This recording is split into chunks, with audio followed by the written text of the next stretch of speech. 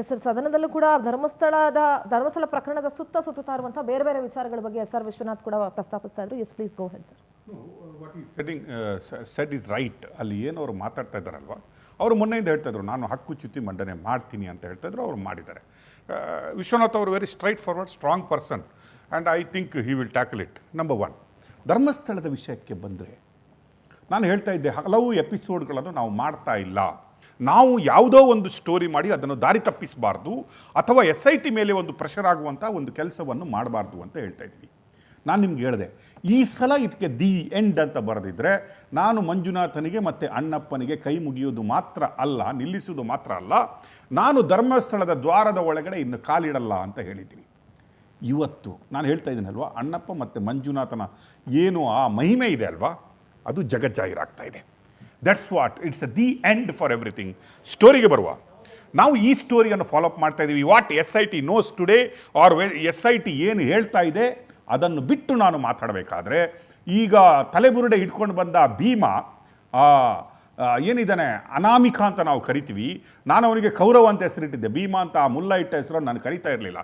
But still Bhima ಅಂತಲೇ ಕರಿಬೇಕಾದ್ರೆ ಇವತ್ತು ಆ ಭೀಮನೇ ಏನು ಅವರು ಸೃಷ್ಟಿ ಮಾಡಿದಂತಹ ಭೀಮನೆ ಇವತ್ತು ಇಡೀ ಜಗತ್ತಿಗೆ ಮಂಜುನಾಥನ ಮತ್ತು ಅಣ್ಣಪ್ಪನ ಮಹಿಮೆ ಏನು, ವೀರೇಂದ್ರ ಹೆಗ್ಗಡೆಯವರು ಏನು, ಧರ್ಮಸ್ಥಳದ ಮಹಿಮೆ ಏನು ಅಂತ ತೋರಿಸ್ಕೊಡುವಂತಹ ಕಾಲ ಬಂದಿದೆ ಅನ್ನೋದನ್ನು ನಾನು ಇವತ್ತು today I am telling you. First number 1, ಈ ಅನಾಮಿಕ ಹೇಳಿದ ಹಾಗೆ ಇವನು ಯಾರು ಗುಪ್ತ ಎಲ್ಲಿಂದಲೋ ಹುಟ್ಟಿ ಬಂದವನಲ್ಲ, ಇವನು ಯಾರೂ ಇವನನ್ನು ಸೃಷ್ಟಿ ಮಾಡಿ ತಗೊಂಡು ಬಂದಿದ್ದಲ್ಲ, ಇವನನ್ನು ಯಾರು ಇವತ್ತು ಹುಟ್ಟಿಸಿದವರು ಅಲ್ಲ. ಇವನು ಧರ್ಮಸ್ಥಳದಲ್ಲೇ ಹಲವು ಒಂದು ದಶಕಗಳ ಕಾಲ ಕೆಲಸ ಮಾಡಿದಂಥ, ಅಂದರೆ 1998ಇಂದ 2014ವರೆಗೆ ನೈರ್ಮಲ್ಯಕರಣ ಶುದ್ಧೀಕರಣದಲ್ಲಿ ಕೆಲಸ ಮಾಡ್ತಾ ಇದ್ದಂತಹ ಒಂದು ಲೇಬರರ್ ಆಗಿದ್ದ, ಒಂದು ಕಾರ್ಮಿಕನಾಗಿದ್ದ ಅಂತ ಅವನು ಒಪ್ಕೊಂಡಿದ್ದಾನೆ. ನಾನು ಈಗಲೂ ಹೇಳ್ತಾ ಇದ್ದೀನಿ, ಅವನು ಮಾತ್ರ ಅಲ್ಲ, ಈಗ ಯಾವುದೇ ಇದು ಗುಪ್ತವಾಗಿ ಇಟ್ಕೊಂಡಿಲ್ಲ. ಅವನ ಹೆಸರು ಚಿನ್ನಯ್ಯ ಅಂತ, ಅವನು ಎಲ್ಲರಿಗೆ ಗೊತ್ತಿದೆ. ಇವತ್ತು ನಿನ್ನೆ ವಿಶ್ವನಾಥ್ ಅವರು ಧರ್ಮಸ್ಥಳದಲ್ಲಿ ಮಾತಾಡುವಾಗಲೇ ಹೇಳಿದ್ರು, ಅವನು ಚೆನ್ನಯ್ಯ ಅಂತ, ಅವನು ಅಲ್ಲಿ ನೈರ್ಮಲ್ಯೀಕರಣ ಕೆಲಸ ಮಾಡ್ತಾ ಇದ್ದ. ಅವನು ಏನು ಇನ್ನು ಗುಪ್ತವಾಗಿ ಯಾವುದೂ ಉಳಿದಿಲ್ಲ. ಅವನು ಯಾವುದೋ ಪರದೆಯನ್ನು ಹಾಕ್ಕೊಂಡು ಯಾವುದು ಇವತ್ತು ಅವನ ತಲೆಬುರುಡೆಗೆ ಇವತ್ತು ಏನು ಅವನು ಮಾಸ್ಕ್ ಹಾಕ್ಕೊಂಡು ಬರ್ತಾ ಇದ್ದಲ್ಲ, ಆ ತಲೆಬುರುಡೆ ಒಳಗಡೆ ಎಂಥ ಮುಖ ಇರುವುದಂತ ನಮಗೆಲ್ಲರಿಗೆ ಗೊತ್ತಿದೆ. ಅವನ ಫ್ಯಾಮಿಲಿ ಏನು, ಅವನಿಗೆ 3 ಮದುವೆ ಆಗಿದೆ, ಅವನು ಮಂಡ್ಯದಲ್ಲಿ ಎಲ್ಲೂ ಕೆಲಸ ಮಾಡ್ತಾ ಇದ್ದ, ಅದರ ನಂತರ ಅವನು ಸತ್ಯಮಂಗಳದ ಹತ್ರ ಎಲ್ಲಿ ನೆಲೆಯಾಗಿದ್ದ ಅಂಥದ್ದನ್ನು ಎಲ್ಲದೂ ಈಗ ಜಗಜ್ಜಾಹೀರಾಗಿದೆ. ನೀವು ಧರ್ಮಸ್ಥಳದ ಗ್ರಾಮಸ್ಥರ ಹತ್ರ ಹೋಗಿ ಕೇಳಿದರೆ, ಅಂಗಡಿಯವರ ಹತ್ರ ಕೇಳಿದರೆ, ಚಿನ್ನಯ್ಯನ ಕ್ಯಾರೆಕ್ಟರ್ ಬಗ್ಗೆ, ಆ್ಯಟಿಟ್ಯೂಡ್ ಬಗ್ಗೆ ಎಲ್ಲ ಆರೋಪಗಳು ಕೇಳಿ ಬರ್ತಾ ಇದೆ. ಹೌದು, ಅವನು ದುರ್ನಡತೆ ಹೊಂದಿದ್ದ, ಅವನು ನೀರಲ್ಲಿ ಬಿದ್ದ ಹೆಣಗಳು ಅಥವಾ ಸತ್ತ ಹೆಣಗಳು ಏನಾದರೂ ಸಿಕ್ಕಿದರೆ ಅದರಲ್ಲಿರುವ ಚಿನ್ನಗಳನ್ನು ಕದೀತಾ ಇದ್ದ. ಅದೆಲ್ಲ ಗೊತ್ತಾದ ಮೇಲೆ 2014ನಲ್ಲಿ ಅದಕ್ಕಿಂತ ಮುಂಚೆ ಒಂದು ಏನಂದರೆ, ನಾನು ನಿಮಗೆ ಹೇಳ್ತಾ ಇದ್ದೀನಿ ಕೇಳಿ, ಇವನದೇ ಫ್ರೆಂಡ್ ಮನೆಯಲ್ಲಿ ಒಂದು ಪೋಕ್ಸೋ ಕೇಸ್ ಒಂದು ದಾಖಲಾಗುತ್ತೆ. ಆ ಪೋಕ್ಸೋ ಕೇಸಲ್ಲಿ ಇವನಿಗೆ ಹತ್ತಿರದವರವರು ತಂದೆನೇ ಮಗಳ ಒಂದು ಏನು ಇಂಟರಪ್ಟ್ ಮಾಡ್ತಾ ಇದ್ದೀನಿ, ಪರಮೇಶ್ವರ್ ಅವರು ಮಾತಾಡ್ತಿದ್ದಾರೆ. ನನಗೆ ನಿಮಗೆ ಅರ್ಥ ಆಗ್ತಾನೆ ಇಲ್ಲ ನೀವು ಈ ರೀತಿ ಹೇಳೋದು. ನೋಡಿ, 48 ಗಂಟೆ ಆಗಿದೆ, ಸ್ಟೇಟ್ಮೆಂಟ್ ಕೊಟ್ಟು 48 ಗಂಟೆ ಆಗಿದೆ, 48 ಗಂಟೆ 48 ಅವರ್ಸ್.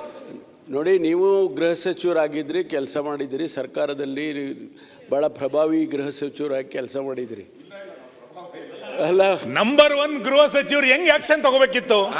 ದೇಶದ ನಂಬರ್ 1 ಗೃಹ ಸಚಿವ ಹೆಂಗ್ ತಗೋಬೇಕಿತ್ತು? ವಿತಿನ್ ಮಿನಿಟ್ ಅಲ್ಲಿ ಅದು ಅಪ್ಲೋಡ್ ಆದ ತಕ್ಷಣ ತಗೋಬೇಕಿತ್ತು. ಅವಾಗ ನಿಮ್ಮ ನಂಬರ್ 1 ಅಂತಿದೆ. ಈಗ ಎಷ್ಟು ನಂಬರ್ ಹೇಳ್ಬೇಕು ನಾವು? ಸುನಿಲ್ ಅವರು, ನೀವೇನೇ ಹೇಳಿದ್ರು ನಾನೇನು ಉದ್ವೇಗಕ್ಕೆ ಒಳಗಾಗೋಲ್ಲ, ಆಯ್ತಾ? ಆ ವ್ಯಕ್ತಿಯನ್ನ ದೊಡ್ಡವನ್ ಮಾಡೋದು ಬೇಡ. ಆ ವ್ಯಕ್ತಿ ಮೇಲೆ ಈಗಾಗಲೇ 10 ಕೇಸ್ಗಳಿದ್ದಾವೆ. ನಾವು ಖಂಡಿತವಾಗಿ ಅವನಿಗಾಗಲೇ ಕ್ರಮ ತಗೋಬೇಕು ಅಂತ ಸೂಚನೆ ಕೊಟ್ಟಿದ್ದೇನೆ. ಆದಷ್ಟು ತಕ್ಷಣ ಅವನ ಮೇಲೆ ಕ್ರಮವನ್ನು ತಗೊಳ್ಳೋದಕ್ಕೆ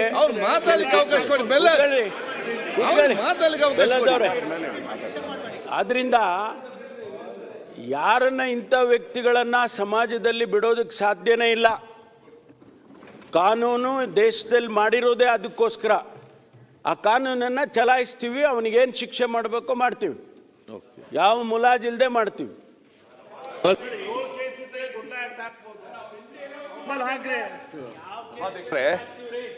ಡಿ ಕೆ ಶಿವಕುಮಾರ್ ಅವರು ಚೆನ್ನಾಗಿ ಗೊತ್ತಿದೆ. ಐ ಥಿಂಕ್ 4 ವರ್ಷದ ಹಿಂದೆ ಸುಳ್ಯದ ಒಬ್ಬ ವ್ಯಕ್ತಿ ಅಂದಿನ ಎನರ್ಜಿ ಮಿನಿಸ್ಟರ್ಗೆ ಫೋನಲ್ಲಿ ಮಾತಾಡ್ಬಿಟ್ಟು ಭಾಳ ಅವನ ಉದ್ವೇಗ ಅಂತ ತೋರಿಸ್ಕೊಂಡ. ಮಾರನೇ ದಿವಸ ಪೊಲೀಸವರು ಅವ್ರ ಮನೆಗೆ ಹೋಗಿ ಹೆಂಚು ತೆಗೆದು ಇಳಿದು ಅವನನ್ನು ಅರೆಸ್ಟ್ ಮಾಡಿದರು ಸುಳ್ಯದಲ್ಲಿ. ಆ ಎನರ್ಜಿ ಮಿನಿಸ್ಟರ್ ಅಷ್ಟು ಪವರ್ಫುಲ್ಲು. ಅವನು ಮಾಡಿದ ಎನರ್ಜಿ ಮಿನಿಸ್ಟರ್ಗೆ ಫೋನಲ್ಲಿ ಮಾತ್ರ. ಈ ವ್ಯಕ್ತಿ ಎಲ್ಲ ಚಾನೆಲ್ಗಳ ಮುಂದೆ ಮುಖ್ಯಮಂತ್ರಿಗಳ ಬಗ್ಗೆ ಈ ವಿಶೇಷಣ ಕೊಟ್ಟು ಇಷ್ಟು ಮರ್ಡರ್ ಮಾಡಿದ್ದಾರೆ, ಕೊಲೆ ಮಾಡಿದ್ದಾರೆ ಅಂದಾಗಲೂ ಕೂಡ ನೀವು ತಕ್ಷಣ ಕ್ರಮ ತಗೊಳ್ಳದೇ ಇದ್ರೆ ಏನು ಸರ್ಕಾರ ಅಷ್ಟು ಹೋಪ್ಲೆಸ್ ಹೆಲ್ಪ್ಲೆಸ್ ಅಂತ ಅಂದ್ಕೊಂಡಿದ್ದೀರಾ ಅಂತ ನೀವು ಕೇಳಿದ್ರೆ ಹೆಲ್ಪ್ಲೆಸ್ ಅಂತಾನೆ ಅನ್ಕೋಬೇಕು ನಾವು. ಈವನ್ ಆಫ್ಟರ್ 48 hours ಏನ್ ಅರ್ಥ ಇದು? ನಾನೀಗ ಕ್ರಮ ತಗೊಳ್ತೀನಿ, ಆಲೆ ಸೂಚನೆ ಕೊಟ್ಟಿದ್ದೀನಿ ಅಂತ ಹೇಳಿದ್ದೀನಿ.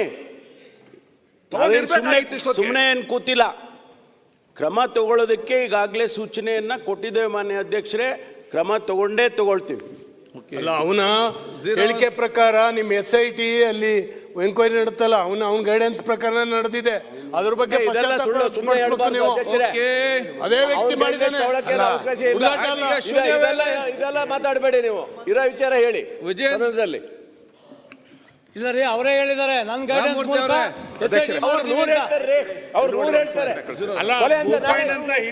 ಮಾತಾಡಿದ್ರೆ ಗೋಪಾಲ್ ಕೃಷ್ಣ ನೀವೆಲ್ಲ ಯಾಕೆ ಫಸ್ಟ್ ಕ್ವಶನ್ ಅವರಲ್ಲಿ 1.5 ಗಂಟೆ ಆಗಿದೆ, ಮತ್ತೆ ಎದ್ದು ಮಾತಾಡ್ತೀವಿ. ಬಿಲ್ ಮಾಡಿಸ್ಬೇಕು ಈಗ.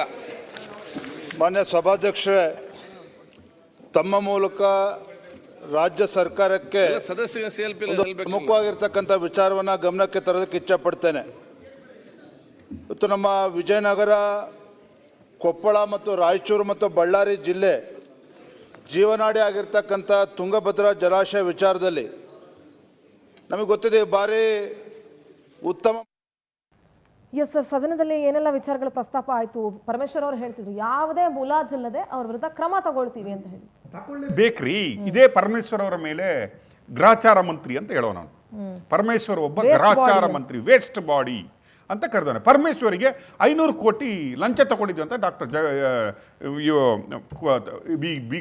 ತಿಮರೋಡಿ ಹೇಳ್ತಾನೆ. ಪರಮೇಶ್ವರ್ ಒಬ್ಬ ಗ್ರಾಚಾರ ಕೆಟ್ಟ ಮಂತ್ರಿ ಅಂತ ಹೇಳ್ತಾನೆ, ಗ್ರಾಚಾರ ಮಂತ್ರಿ ಅಂತ ಹೇಳ್ತಾನೆ. DK ಶಿವಕುಮಾರ್ ಅವರಿಗೆ ಬಾಯಿ ಬಂದಂಗೆ ಮಾತಾಡ್ತಾನೆ. CM ಅವರಿಗೆ ಬೈತಾನೆ. CM ಅವರ ಮಗನ ಸಾವಿನ ಬಗ್ಗೆ ಮಾತಾಡ್ತಾನೆ. CM ಅವರ ಕ್ಯಾರೆಕ್ಟರ್ ಬಗ್ಗೆ ಮಾತಾಡ್ತಾನೆ. CM ಅವರ ಯಾರನ್ನು ಮರ್ಡರ್ ಮಾಡಿಸಿದೀನಿ ಅಂತ ಮಾತಾಡ್ತಾನೆ. ಅದು ಮಾತ್ರ ಅಲ್ಲ, ಇನ್ನೊಬ್ಬ ಇಲ್ಲಿ ಏನು ವಕೀಲ ಅಂತ ಹೇಳುವ ಅವನು ಹೇಳ್ತಾರೆ 500 ಕೋಟಿ ಗೃಹ ಮಂತ್ರಿಗಳು. ತಿಮರೋಡಿ ವಿರುದ್ಧ ಕ್ರಮಕ್ಕೆ ಸೂಚನೆ ಕೊಡಲಾಗಿದೆ ಅಂತ ಸದನದಲ್ಲಿ ಗೃಹ ಸಚಿವ ಪರಮೇಶ್ವರ್ ಖಡಕ್ ಆಗಿ ಹೇಳಿಕೆ ಕೊಟ್ಟಿದ್ದಾರೆ. ಮುಲಾಜೆ ಇಲ್ಲದೆ ಕ್ರಮ ತೆಗೆದುಕೊಳ್ತೀವಿ ಅಂತ. ಅನಾಮಿಕಾ, ತಿಮರೋಡಿ ಅಪಪ್ರಚಾರ ಮಾಡಿದವರ ವಿರುದ್ಧ ಮುಲಾಜಿಲ್ಲದೆ ಕ್ರಮ ಅಂತ ಸದನದಲ್ಲಿ ಪರಮೇಶ್ವರ್ ಗೃಹ ಸಚಿವರು ಮಾತನಾಡಿದ್ದಾರೆ. ಪವರ್ ಟಿವಿ ವರದಿಯ ಅತಿ ದೊಡ್ಡ ಇಂಪ್ಯಾಕ್ಟ್. ಒಂದು ಮಾಧ್ಯಮ ಸತ್ಯ ಧರ್ಮದ ಪರ ನಿಂತ್ಕೊಂಡ್ರೆ ಏನೆಲ್ಲ ಮಾಡಬಹುದು ಅನ್ನೋದಕ್ಕೆ ಇದು ದಿ ಬೆಸ್ಟ್ ಎಕ್ಸಾಂಪಲ್. ಹಂಗಂತ ಮಾತ್ರಕ್ಕೆ ನಾವೇನೋ ಬಹಳ ದೊಡ್ಡ ಕೆಲಸ ಮಾಡ್ಬಿಟ್ಟಿದೀವಿ ಅಂತ ನಂಬೆನ್ನು ನಾವು ತಡ್ಕೊಳ್ತಾ ಇರೋದಲ್ಲ. ಸತ್ಯ ಧರ್ಮದ ಪರವಾಗಿ ಜನರ ಧ್ವನಿಯಾಗಿ ಕೆಲಸ ಮಾಡಬೇಕು ಅನ್ನೋದು ಪವರ್ ಟಿವಿಯ ಧ್ಯೇಯ ಆಗಿತ್ತು. ಪವರ್ ಟಿವಿಯ ವರದಿಯ ಅತಿ ದೊಡ್ಡ ಇಂಪ್ಯಾಕ್ಟ್ ಇದು. ಮುಲಾಜಿಲ್ಲದೆ ಕ್ರಮ ಕೈಗೊಳ್ತೀವಿ ಅಂತ ಪರಮೇಶ್ವರ್ ಆನ್ ಫ್ಲೋರ್ ಹೇಳಿದ್ದಾರೆ. ಆನ್ ದ ಫ್ಲೋರ್ ಹೇಳಿರೋದು, ತಿಮರೋಡಿ ವಿರುದ್ಧ ಕ್ರಮಕ್ಕೆ ನಾನು ಸೂಚನೆ ಕೊಟ್ಟಿದ್ದೀನಿ. ಇಂಥವರನ್ನ ಸಮಾಜದಲ್ಲಿ ಇರೋದಕ್ಕೆ ಬಿಡೋದಕ್ಕೆ ಸಾಧ್ಯನೇ ಇಲ್ಲ. ಅದಕ್ಕಾಗಿನೇ ದೇಶದ ಕಾನೂನುಗಳಿರೋದು. ಯಾವುದೇ ಮುಲಾಜಿಲ್ಲದೆ ಇವರ ವಿರುದ್ಧ ಕ್ರಮವನ್ನ ತೆಗೆದುಕೊಳ್ತೀವಿ ಅಂತ ಪರಮೇಶ್ವರ್ ಅವರು ಹೇಳಿದ್ದಾರೆ. ಅಂಡ್ ತಗೊಳ್ಬೇಕು ಕೂಡ.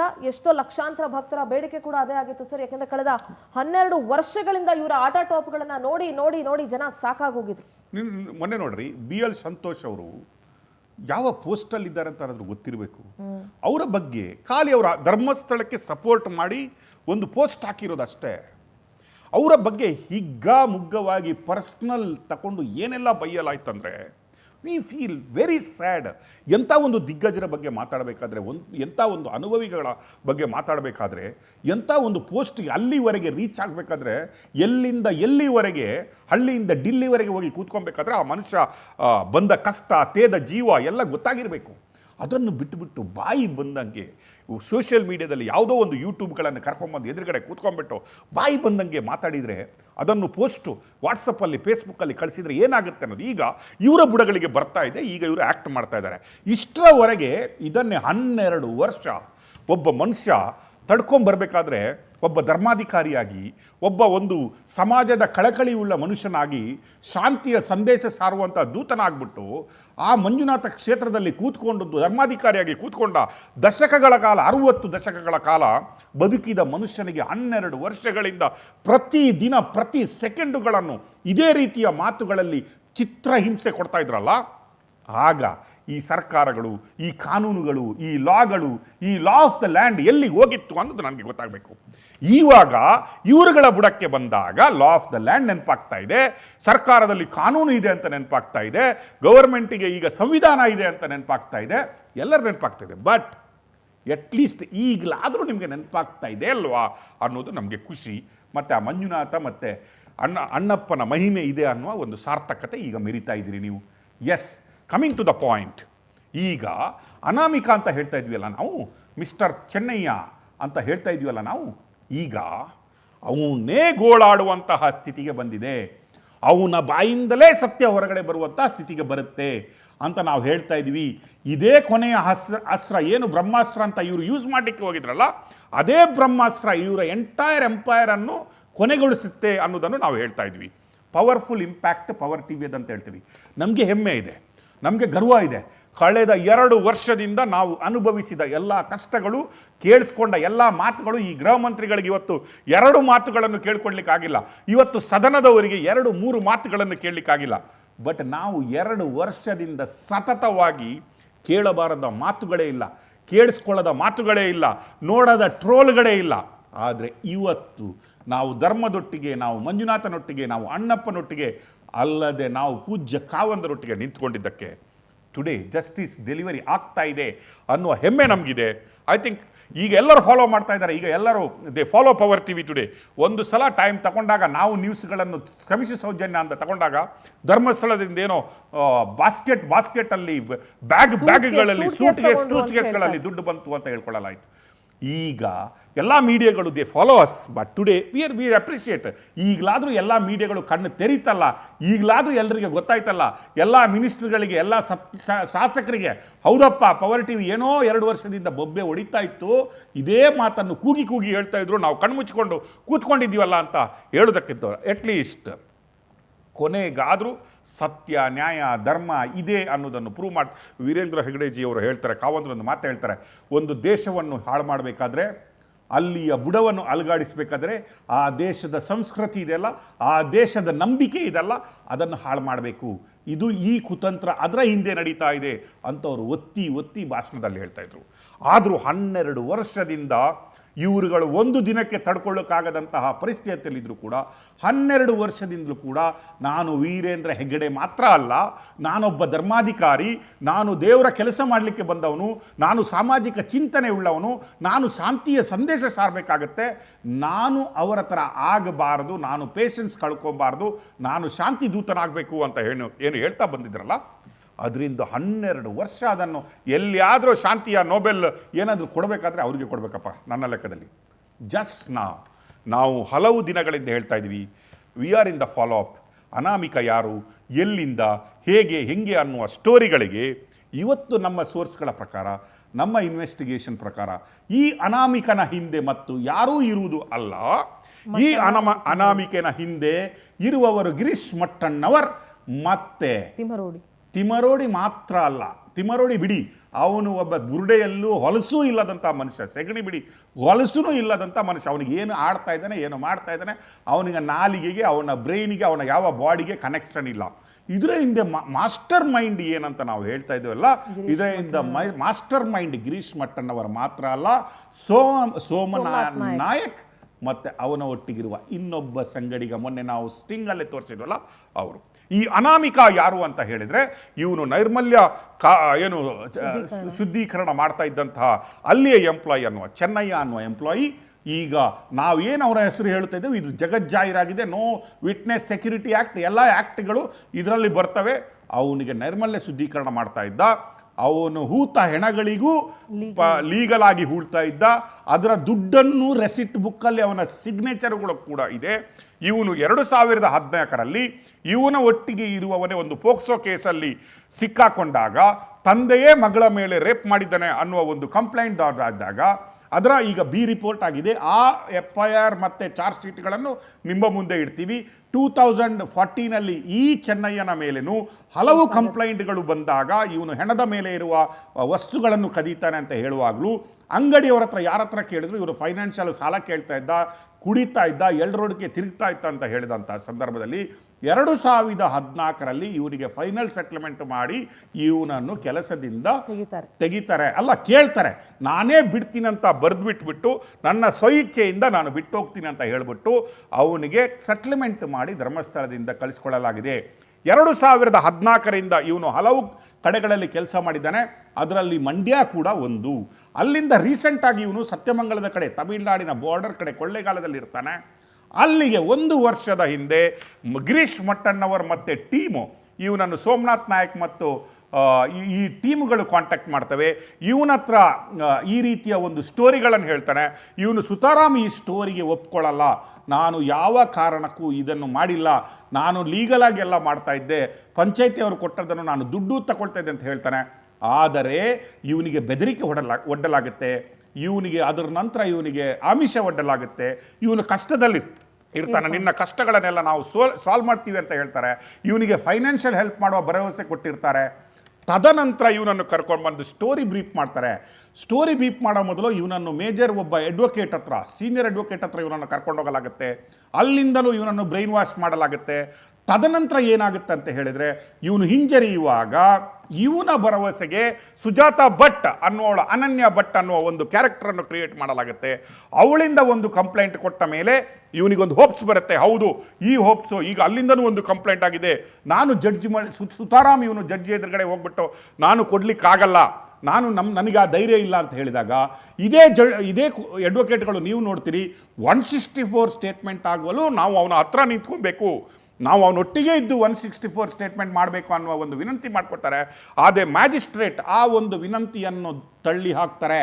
ಇಲ್ಲ, ಅವನೊಬ್ಬನೇ ಕೊಡಬೇಕಾಗುತ್ತೆ. 164 ಸ್ಟೇಟ್ಮೆಂಟಲ್ಲಿ ಯಾವ ಕಾರಣಕ್ಕೂ ಕಾನೂನು ನಿಮ್ಮನ್ನು ಅಡ್ವೊಕೇಟನ್ನು ಹತ್ರ ಇಟ್ಕೊಳ್ಳುವಂತಹ ಒಂದು ಫೆಸಿಲಿಟಿ ಇಲ್ಲ ಅಂತ ಹೇಳ್ತಾರೆ. ತದನಂತರ ನೀವು ನೋಡ್ತೀರಿ ವಿಟ್ನೆಸ್ ಸೆಕ್ಯೂರಿಟಿ ಆ್ಯಕ್ಟಲ್ಲಿ ಅವನನ್ನು ಪ್ರೊಡ್ಯೂಸ್ ಮಾಡಲಾಗುತ್ತೆ. ಎವ್ರಿ ಡೇ ಇವತ್ತು ಅನಾಮಿಕ ಹೇಳ್ಕೊಂಡು ತಿರುಗುವಾಗೆ, ಇವತ್ತು ಅನಾಮಿಕ ಬಾಯ್ಬಿಟ್ಟ ಹಾಗೆ ಎವ್ರಿ ಡೇ ಅವನನ್ನು ಸಂಜೆಯವರೆಗೆ SITಯಲ್ಲಿ ತಗೊಂಡು ಮಹೇಶ್ ತಿಮರೋಡಿಯ ಮನೆಗೆ ಕರ್ಕೊಂಡೋಗಲಾಗುತ್ತೆ.